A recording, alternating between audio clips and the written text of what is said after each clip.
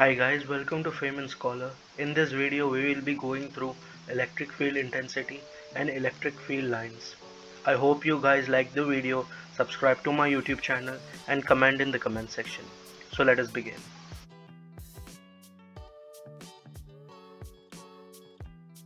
So let us understand what is electric field intensity. So it is the force that is experienced by a very small positive test charge which is placed at a distance r from the source charge such that it does not disturb the source charge. So let us understand what is a source charge. The source charge is the charge of whom we are trying to find the intensity or the force which it exerts at a certain point in space. So that is the source charge. And what is a test charge? So test charge is a extremely small charge. It is always taken positive such that it does not disturb the source charge because it is extremely small, and when we keep it at a certain distance then we are able to get what happens to it with what force it is repelled or attracted. So if we take here, if this source charge is negative, then we see that there is an attraction in this test charge, and if this source charge is positive, and so we see that there is a repulsion in the source charge, but there won't be any repulsion or attraction in the source charge because this test charge is extremely small, that is its magnitude is extremely small, therefore it is not disturbing the source charge. So we represent electric field by the letter E, and it is actually the force which is exerted on this test charge. So if we only want the electric field intensity, what we do is we take the force and we divide it by the charge Q, because if this test charge Q was not placed over here, then also there will be that force will always be there at this particular point. That's why we are dividing it by Q. So we get this formula, E is equal to force divided by Q. Here E is the electric field, and we can represent this formula in vector form by just adding arrows on the top. So we write it as vector E is equal to vector force divided by the charge. Now we know that force formula. So force is equal to K capital Q times small q divided by the distance square, that is r square. And we know electric field intensity is force divided by charge. So we multiply it by 1 by q, which is same as F by Q over here. So we can cancel this Q from both the sides, that is this Q and this Q we can cancel, and after cancelling we get that E is equal to K capital Q by R square. So this is one formula for E. Also we know the formula for K, that is 1 by 4 pi epsilon naught. So we can substitute that formula also in this formula. That is, we get electric field intensity is equal to 1 by 4 pi epsilon naught times capital Q by R square. We can represent this formula also in vector form. We just add arrows on top, that is vector E is equal to 1 by 4 pi epsilon 0 Q by R cube and a vector R. So what we are doing over here is that we are adding an R cap over here, that is the position vector, and then we are resolving this position vector, and after resolving we get r vector r divided by the magnitude of r cap, that is r. So this r will get multiplied over here and we get r cube. So the final formula is E is equal to 1 by 4 pi epsilon 0 q by r cube and vector r. Now let us understand what are electric field lines. So we have this source charge over here, and if it is positive then we see that it repels this test charge in that is the force is away from it, like this, the force is going like this, it is away from it. If it is negative then it attracts it towards itself, that is in this direction. So according to this we can make or predict field lines, and these field lines are just visualization of how the force will be around the charge. So when there is a positive charge we see that the field lines are coming out of the source charge, that is in this direction. they are coming out of the source charge, and when it is negative, they are coming into the source charge. That is, they are attracting the test charge which is kept over here. So basically how we do is we keep a test charge over here, and then if it is repelling it, and which direction it is repelling, so then we get that it repels it in this direction. That's how we get the direction, how it is coming out. That's how we visualize it. And similarly over here also, if a test charge is kept, then since it is a negative charge, it will attract it towards itself by in this direction. That's how we get. So this one, since it is going out of it, or it repels the test charge, therefore this charge is positive. Since this one is attracting the test charge, therefore it must be negative charge. So now let us understand some of the properties of electric field lines, or these electric field lines are also called line of forces. This term line of forces was used by Faraday because what exactly it does is that it predicts the direction of the force and the intensity at which it is. So let us understand the properties of field lines. So field lines never intersect with each other. So we see here that there are these three field lines. Uh, Over here there are these three field lines. They will never intersect each other like this.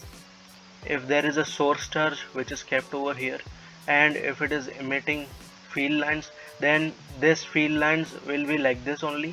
They won't go and intersect with this field line, which that is not possible. Now these field lines which are coming out of the surface of the charge, they are perpendicular to the surface. So we see here that this is the charge, this is the charge over here, and they are always coming out perpendicular to each other. They are making a 90-degree over here. Because it is a circular charge, or we are taking it as circle, everywhere it will come out radially or it will go inside radially. That is, it will be perpendicular to the surface of the charge. Now the third one is the field line is strong when the lines are closer to each other, and it is weak when the field lines move apart from each other. So here we see that when these field lines are closer to each other, that is, let us take this area. In this area we see that these field lines are closer to each other. That means the intensity at this point or in this area will be much more than in this area. When we take this area, we see that the distance between the field lines is much more greater. Therefore the intensity at these points will be very less than at this point. Now the number of field line is directly proportional to the magnitude of the charge. So over here we see that there are 1 2 3 4 5 6 7 8 field lines. Therefore this charge must have a magnitude of 8. So that is what it says, that the number of field lines represents the magnitude of that charge. The electric field line starts from the positive charge and ends from negative charge. That is what it is saying, that the field lines of a positive charge are coming out of it. They are coming out of it. They are not going inside the charge. Whereas the field lines of a negative charge, they are coming towards it. That is, they are going into it. So it starts, if these two charges are here, then the electric field line starts from the positive charge and it ends on the negative side. Like this we see that there is a positive charge and there is a negative charge. So it starts from the positive charge, that is from here. It is starting from here and it is ending at the negative charge. This one is positive and this one is negative. So it starts from the positive and it ends at the negative charge. That's what it is saying. If the charge is single, then they start or end at infinity. So what they are telling us, that when only a single charge is kept in a system, so in that case what will happen, that it might start from the infinity. That is, in case of a negative charge, it might be coming from infinity. Let's say infinity for this charge is over here. It might be coming from here. It might be coming from infinity to that charge, or it will start from that charge and go towards infinity. Let's say for positive charge, infinity is over here. Then this field lines will extend up to infinity. At this point, the electric field intensity will be very less because it is way more farther. Now if we see, if this field line was to end at infinity, it will come somewhere over here. So distance between these two is much more greater, therefore the electric field intensity will be very less when it is ending at infinity, but it will go away till infinity, but it will never stop. So the line curves are continuous in charge free region. That is the same thing that if there is no charge present somewhere in the middle, then this field lines will extend up to infinity. They will be continuous and they won't be ending. But if there is a charge, if it is kept somewhere in here, then it will get attracted if it is a negative one, or if it is positive, then it will get repelled from it. It won't be continuous, it will discontinue from that point. So here are some representation of when two positive charges are there, the electric field lines will look somewhat like this. That is, here there is a positive charge and here that is a positive charge. So it is coming here and it is going away. It will never intersect with other field lines also, since it is positive. So in this much area it won't be attracted towards each other. And since here we see that there is two negative charge, in this case also it will be coming from infinity and up to this point, but they will never intersect with each other, or they will not get attracted. In this case, what is the difference between these two is that in case of positive charge, the field lines are coming out of the charge. In case of negative, they are coming from infinity to that negative charge. So that is the difference. And when we take two charges which are oppositely charged, that is a positive charge and a negative charge, so in that case the electric field lines will start from the positive and it will end at the negative one. The direction will be like this. That's it. And over here also it will be going out. Now let us see uniform electric field lines, how they look. So if there are positive charges like this taken in a surface, then the electric field lines will be out like this. They will be going outwards in from both the direction, both the sides they will be going outward. We are considering that this is a 2D image, so it will be going out like this from all the direction. But if it is negative, it will be coming from infinity to this charge. It will be coming from infinity to this charge, on both the sides. So now let us revise what we have learned till now. So we have learned that electric field intensity of a source charge can be measured by taking a test charge which is extremely smaller in magnitude and it is always positive. So we can take that to measure the intensity of the source charge at a particular point by keeping the test charge at that particular point.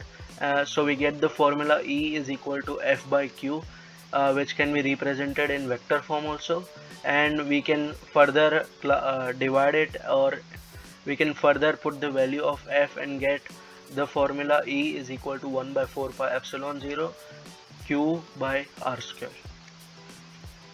We also learned about electric field lines. So for a positive charge, the electric field line will be emerging from the charge itself, and in case of a negative field lines, they will be coming from infinity to that point.